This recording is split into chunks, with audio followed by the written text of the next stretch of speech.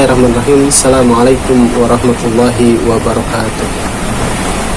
Alhamdulillahirabbil alamin, wassalatu wassalamu ala asrofil anbiya'i wal mursalin, imamil muttaqin wa ala alihi washabihi ajma'in, amma ba'du. Teman-temanku yang dirahmati Allah Subhanahu wa taala, sekarang kita sudah berada di penghujung bulan suci Ramadan.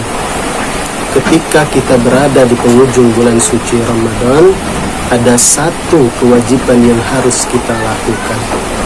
Apa itu? Yaitu membayar zakat. Perlu kita ketahui bersama-sama bahwa akhir membayar zakat fitrah adalah pada waktu khatib naik ke atas mimbar untuk khutbah Idul Fitri. Pada saat itulah akhir dari membayar zakat.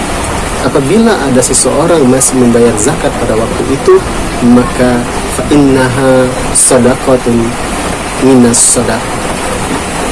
Dia hanya bentuknya sedekah, hanya bernilai sedekah. Teman-teman yang dirahmati Allah Subhanahu wa taala, bagi antum yang sudah membayar zakat kita dari kemarin-kemarin, bagus, sangat bagus.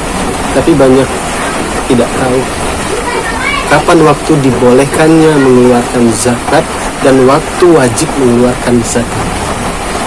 Yang sudah membayar zakat kemarin-kemarin adalah waktu boleh. Waktu diperbolehkan untuk membayar zakat ketika kalian membayarnya kemarin, maka itu waktu yang diperbolehkan. Sedangkan waktu wajibnya adalah dari mulai azan maghrib pada waktu malam takbiran sampai khatib naik ke atas mimbar. Siapa yang hidup pada waktu itu, maka wajib baginya untuk membayar zakat. Termasuk ketika seorang anak lahir pada waktu itu, maka wajib anak tersebut untuk dizakatkan. Jika ada sebuah pertanyaan, Rasulullah SAW zakat pakai apa?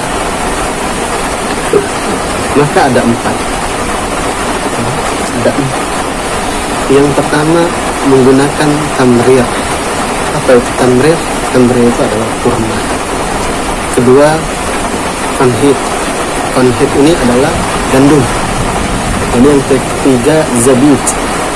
Zabit ini kismis. Dan yang terakhir adalah akid. Akid ini susu kambing yang dikeringkan, dikenal dengan kita adalah mentega. Teman-temanku yang dirahmati Allah Subhanahu wa taala, makanan pokok inilah yang dibayar Rasulullah SAW untuk berzakat. Kita tinggal di Indonesia dan makanan pokok kita adalah beras, tentu kita harus berzakat menggunakan beras. Bolehkah zakat menggunakan uang? Tentu boleh.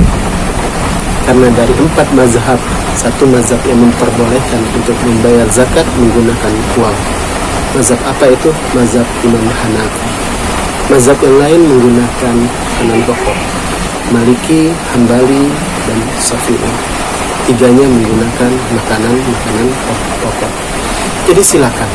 Yang mau membayar menggunakan beras diperbolehkan, yang mau membayar menggunakan uang juga diperbolehkan. Teman-temanku yang dirahmati Allah Subhanahu wa taala, jangan sampai perbedaan menjadi kehancuran bagi kita semua. Ketika seorang ingin membayar zakat menggunakan uang, terpadu, silakan.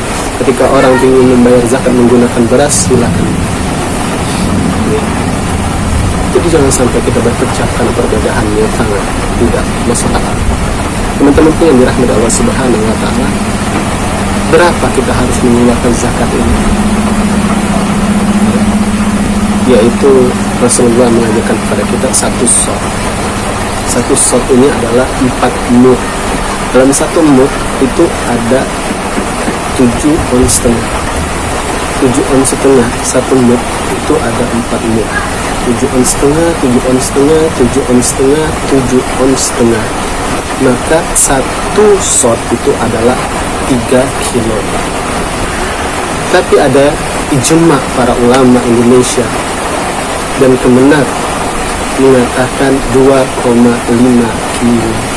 Silakan mau menggunakan 2,5 kilo ya kepada mau 3 kilo silakan. Lebih dari zakat tersebut maka akan terhitung sedekah. Semakin banyak sedekah maka semakin banyak kita akan mendapatkan rahmat dan rezeki dari Allah Subhanahu wa taala.